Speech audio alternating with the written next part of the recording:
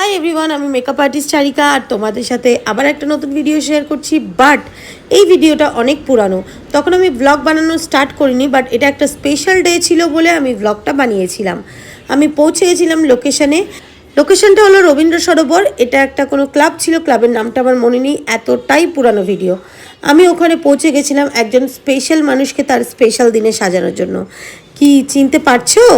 উনি সিনেমা করেন বা সিরিয়াল করেন, উনি হলেন কাঞ্চনাদি। তো ওনার সাথে আলোচনা করেই আমি ওনার মেকআপটা স্টার্ট করে দিয়েছি। উনি চেয়েছিলেন ব্লু স্মোকি আই, আর তার মাঝখানে উনি করে নিচ্ছিলেন অনেক রকমের গল্প। তার মধ্যে একটা স্পেশাল গল্প তোমাদের সাথে আমি শেয়ার করছি। আমরা বাইরে থেকে যারা সিনেমা সিরিয়াল দেখি তারা মনে করি ওনাদের বিহেভিয়ারটা হয়তো অন্যরকম হবে, বাট সত্যি কথা বলতে উনি এত ভালো আর এত কমফোর্টেবল ফিল করিয়েছিলেন, সেটা বলে বোঝাতে পারবো না। তো চলো শুনে নিই ওনার গল্প।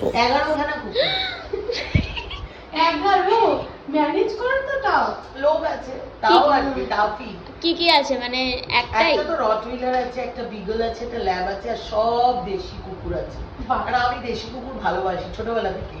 মানে এরকম হচ্ছে যে অ্যাক্সিডেন্ট কেস নিয়ে চলে আসতে হয়েছে, মা মরে গেছে নিয়ে চলে আসতে হয়েছে।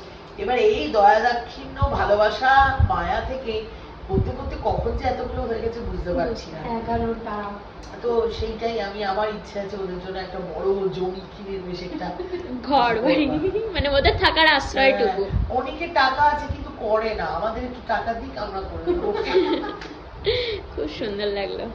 যারা পশুপ্রেমী হয় না, তাদের প্রতি আমার একটা আলাদাই রেসপেক্ট হয়, যেটা ওনার প্রতি হয়েছিল। তো ওনার মেন কনসার্ন ছিল ওনার এই ছোট্ট চুলে আমি কিভাবে একটা খোপা করব, কারণ উনি যে প্রোগ্রামে যাচ্ছেন সেখানকার থিম ছিল বাঙালিয়ানা। তো সেটাই আমি ম্যানেজ করেছি। এই হলো ওনার ফাইনাল লুক। তোমরা জানিও কেমন হয়েছে মেকআপটা।